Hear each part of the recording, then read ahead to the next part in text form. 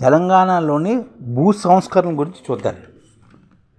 భూమి యాజమాన్యంలో మార్పులు తీసుకురావడానికి ప్రభుత్వం ప్రత్యక్షంగా జోక్యం చేసుకోవడం, భూ యాజమాన్య అసంబద్ధం తొలగించి సామాజిక న్యాయము, వ్యవసాయ సాధికారత పెంచడమే భూ సంస్కరణల లక్ష్యం అన్నమాట.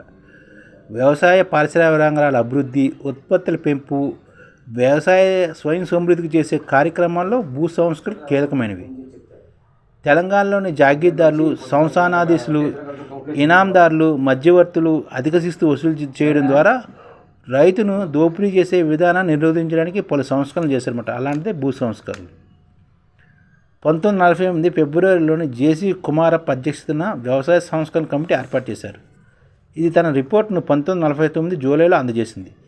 ఈ కమిటీ దేశంలో భూ సంస్కరణ అమలుకు 3 రకాల సూచనలు చేసిందనమాట. తెలంగాణలో భూ సంస్కరణ ఎలాగ జరిగిందంటే ఒక కమిటీని ఏర్పాటు చేశారు. అది ఏంటంటే ఫిబ్రవరి 49 జేసీ కుమారప్ప అధ్యక్షతన వ్యవసాయ సంస్కరణ కమిటీని ఏర్పడింది అనమాట.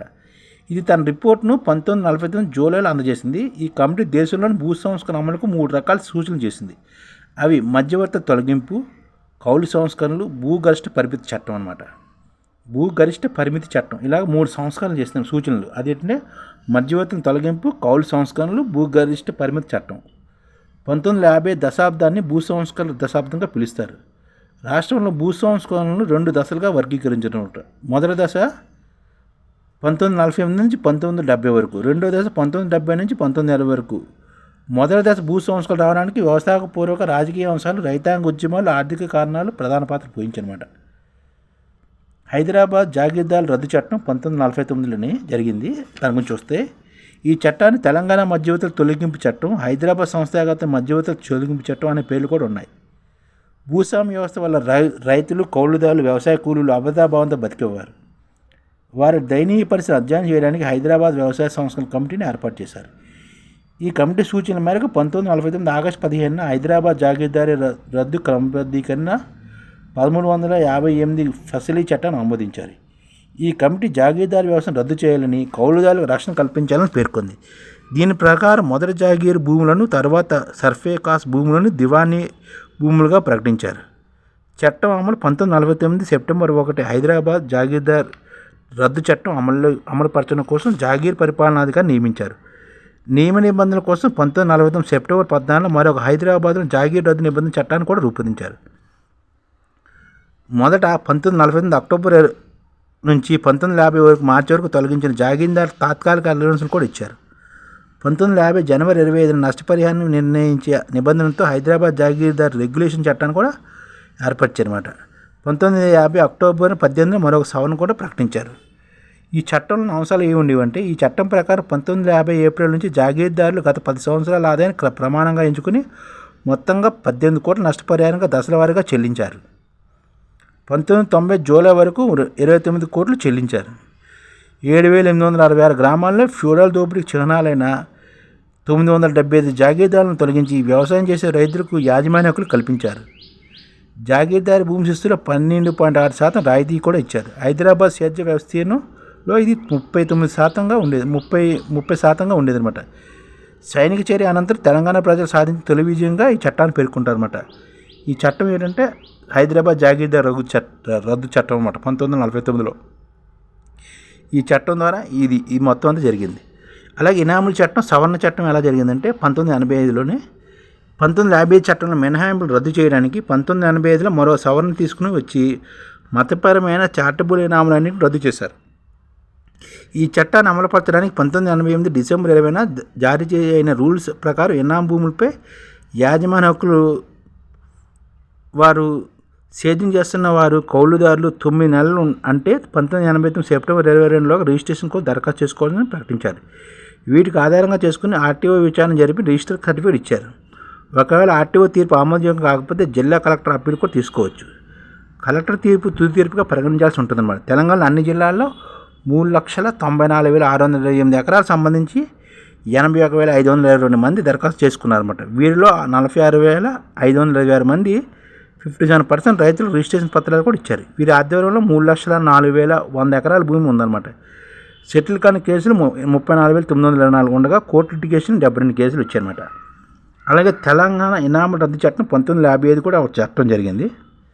సమాసాలు చేసేవారికి, కొన్ని ప్రత్యేక విధులు నిర్వహించే వారికి, పల్లకిలు మోసేవారికి, ఉద్యోగులు, గతంలో రాజులు ఉచితంగా ఇచ్చిన భూములను ఇనాం భూములు అనేవారు అనమాట. ఇనాం రాజులు కూడా జరిగాయన్నమాట. అంటే పల్లకిలు మోసేవారికి, నెక్స్ట్ కొన్ని సమాజ సేవ చేసేవారికి, కొన్ని ప్రత్యేక విధులు నిర్వహించేవారికి, ఉద్యోగులు, గతంలో రాజులు ఇనాముల కింద కొన్ని భూములు ఇచ్చేవారు అనమాట. 1955లో తెలంగాణలో ఇనాందారీ విధానం రద్దు చేసి చట్టం ఆమోదం పొందిందనమాట. ఈ చట్టం దేవాదాయ, ధర్మాదాయ ఇనాం భూములు వర్తించేది కాదు. 1960లో అన్ని రకాల ఇనాముల రద్దుకు సమగ్రమైన చట్టం చేశారు. ఈ చట్టం 1968 ఆగస్టు 15 నుంచి అమల్లోకి వచ్చింది. ఈ చట్టాన్ని వ్యతిరేకిస్తూ ఇనాందారులు కోర్టుకు వెళ్లడంతో న్యాయపరమైన నష్టపరిహారం లేని కారణంగా 1970 ఏప్రిల్ 3న ఈ చట్టాన్ని హైకోర్టు కొట్టివేసింది. 1973 నవంబర్ 1న ప్రభుత్వ ఇనాం రద్దు చట్టాన్ని సవరించి పునరుద్ధరించింది కూడాను.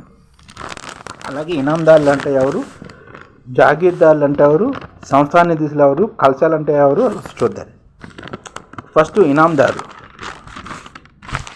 ఇనాం అనే బహుమానం అనమాట. ఇనాం అనగానే బహుమానం లేదా దానం అని అర్థం. అందుకని ఇనాందారులు అలా దానంగా బహుమానం పొందే భూమిని ఇనాందారులు, ఇనాం భూమి అనేవారు. కొన్ని ప్రత్యేక విధులు నిర్వర్తించేందుకు సమాజ సేవ చేసిన వారికి, పల్లెకలు మూసేవారికి ప్రభుత్వం కొన్ని భూములను శిస్తు వసూలు చేసుకునే హక్కును పాక్షికంగా పూర్తిగా ఇచ్చేవారు అనమాట. ఇలాంటి వారిని ఇనాందారులు అనేవారు అనమాట. హిందూ, ముస్లిం పాలకుల సేవకుల పొందిన వారికి లేదా భవిష్యత్తులో పొందేవారికి కలిపి ఇలాంటి భూములు ఇచ్చారన్నమాట. దీన్ని ఇనాందారులు, ఇనాం భూములు అనేవారు. అలాగే జాగీర్దారులు, రాజుకు లేదా ప్రభుత్వానికి ప్రత్యక్షంగా సేవ చేసే వారికి లేదా వారి హక్కుల గౌరవానికి ప్రభుత్వం కొన్ని గ్రామాలు కూడా దానం చేసేది జాగీర్దారులకి. జాగీర్ అనే పదం 2 పర్షియన్ పదాల కలయిమాట. జాగీర్ అంటే కలిగి ఉండడము, దార్ అంటే అధికారి, అంటే కలిగి ఉండే అధికారి అన్నమాట. భూమిని కలిగి ఉండే అధికారిని జాగీర్దార్ అనేవారు అన్నమాట.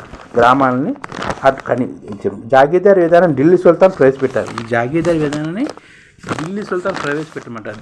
మొత్తం భూభాగంలో 40% భూమిని జాగీర్దారులకు కొన్ని షరతులు లేకుండా ఇచ్చేశారు. మొత్తం భూమిలో 40% భూమిని జాగీర్దారులకు కొన్ని షరతులు లేకుండా ఇచ్చారన్నమాట. ఈ విధంగా ఉచితంగా ఇచ్చే, దానంగా ఇచ్చే గ్రామాలను జాగీర్లు అనేవారు. ఆ గ్రామాలు పొందిన వారిని జాగీర్దారులు అనమాట. వీరి ప్రకారం 6560 గ్రామాల్లో 40,000 చదరపు మైళ్ళ విస్తీర్ణం వరకు ఉండేదన్నమాట. జాగీర్దారుల సంఖ్య 1922లోని 1170 ఉండగా 1949 నాటికి 1500 పెరిగింది జాగీర్దారులు. అంటే అప్పట్లోనే 1500 మంది జాగీర్దారులు ఉండేవారు అనమాట. అలాగే సంస్థానాలు. నిజాం సొంత ఖర్చు కోసం నిర్దేశించిన భూమిని సర్ఫేకాస్ అంటారు. నిజాం సొంత ఖర్చుల కోసం నిర్దేశించిన భూమిని సర్ఫేకాస్ అంటారు. ఈ భూమిలో రైతులు నేరుగా ప్రభుత్వాలు శిస్తు చెల్లిస్తారు. ఈ ఆదాయం నిజాం సొంత ఖర్చులు వినియోగిస్తారు మరి. ఇది సుమారు 6562 చదరపు మైళ్ళ విస్తీర్ణంతో 1347 గ్రామాలు కలిగి ఉండేదన్నమాట. సంస్థానాలుగా ఉండేదన్నమాట. కల్సా ఈ పద్ధతిని 1875లో సాలార్జంగ్ ప్రవేశపెట్టిన కల్సా పద్ధతిని ప్రభుత్వ యంత్రాంగం శిస్తును వసూలు చేస్తూ ప్రభుత్వ ప్రత్యక్ష పాలన కింద ఉండే భూములను దివానీ భూములు అనేవారు అన్నమాట. హైదరాబాద్లో 40% వ్యవసాయ భూమి నిజాం ప్రభుత్వ ప్రత్యక్ష పాలన ఉండేది. ఇందులో 3 అంచెల దళారీ వ్యవస్థ ఉండేదన్నమాట. వీరి శిస్తులు వసూలు చేసే అధికారాన్ని మధ్యవర్తులు వేలంపాట ద్వారా అప్పగించేవారు. ఈ మధ్యవర్తులు దేశ్ముఖులు, సర్దేశ్ముఖులు, దేశాయులు, సర్దేశాయులు, పండిట్లు, కరణాలు అనే పేర్లతో వ్యవహరించారు అన్నమాట. అంటే అప్పట్లో నిజాం దగ్గర 60% భూమి ఉండేది. దీని ప్రత్యక్ష పాలన ఉండేది అనమాట. ఇది 3 అంచెల దళారీ వ్యవస్థగా ఉండేది అనమాట. వీరు శిస్తు వసూలు చేసే అధికారానికి మధ్యవర్తులకి వేలంపాట ద్వారా అప్పగించేవారు అనమాట. అప్పుడు వేలం పాటుకుని ఉండేవారు అనమాట. ఈ మధ్యవర్తులు ఎవరంటే దేశ్ముఖులు, సర్దేశ్ముఖులు, దేశాయులు, సర్దేశాయులు, పండిట్లు, కర్ణాలు అనే పేర్లతో వీళ్ళని వ్యవహరించారు అనమాట. ఇలాగా భూమి నిజాం పరిపాలన టైంలోని తెలంగాణలోని ఈ విధంగా ఉండేది అనమాట భూ ఆధిపత్యం. ఈ ఛానల్ ముఖ్య ఉద్దేశం ఏంటంటే మన తెలుగు రాష్ట్రాల్లో 1 కోటి మందికి సంఘటిత రంగాల్లో ఏ విధంగా ఉద్యోగాలు ఇవ్వవచ్చు, కనీస నెల జీతం 30,000 వరకు ఏ విధంగా ఇవ్వవచ్చు, ఏ విధంగా చేస్తే ఉద్యోగాలు సృష్టించబడతాయో వివరిస్తూ ఈ ఛానల్ వీడియోలు వస్తాయి. అలాంటి వీడియోలు మీకు కావాలంటే మన ఐడిఎఫ్ భాస్కర్ ఛానల్ని సబ్స్క్రైబ్ చేసుకోండి. ఐడిఎఫ్ అంటే ఇండియన్ డెవలప్మెంట్ ఫోర్స్.